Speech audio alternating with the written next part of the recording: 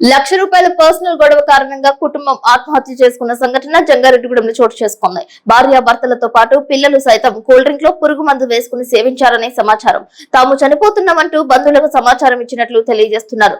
బంధువులు వచ్చే లోపల వారు కూల్ డ్రింక్స్ ను సేవించేసి ఉండడం వలన హుటాహుటిన ఆసుపత్రికి తరలించారు. గుంటూరులో భర్త సత్యదుర్గ చంద్రరావు మరణించినట్లు వారితో పాటు వెళ్లిన భావన్ ఋషి తెలిపారు. భార్య కృష్ణజ్యోతి, ఇద్దరు పిల్లలు ఆసుపత్రిలో చికిత్స పొందుతున్నారు. వీరిలో ఒకరు జనరల్ వార్డులోను, మరొకరు ఐసీయూలోను ఉన్నట్లు తెలిపారు.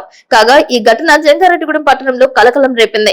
లక్ష్మీ ఆసుపత్రికి సమీపంలో ఒక అపార్ట్మెంట్ లో ఈ కుటుంబం జీవనం సాగిస్తోంది. గత కొంతకాలంగా ఈ కుటుంబం చాలా దిగాలుగా ఉన్నట్లు తెలియజేస్తున్నారు. ఈ ఘటనపై జంగారెడ్డిగూడెం డీఎస్పీ రవిచంద్ర మీడియాతో మాట్లాడారు.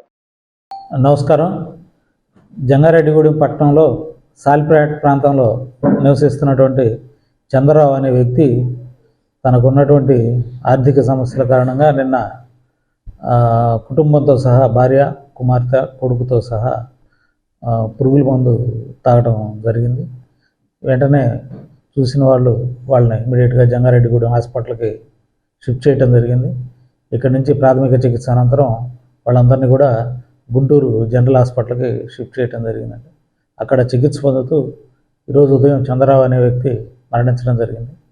మిగతా వాళ్ళకు కూడా ట్రీట్మెంట్ జరుగుతూ ఉంది. వాళ్ళ ఆరోగ్య పరిస్థితి ప్రస్తుతం అయితే నిలకడగా ఉందని తెలుస్తుంది. దర్యాప్తులో మిగతా విషయాలు తెలుస్తాయి.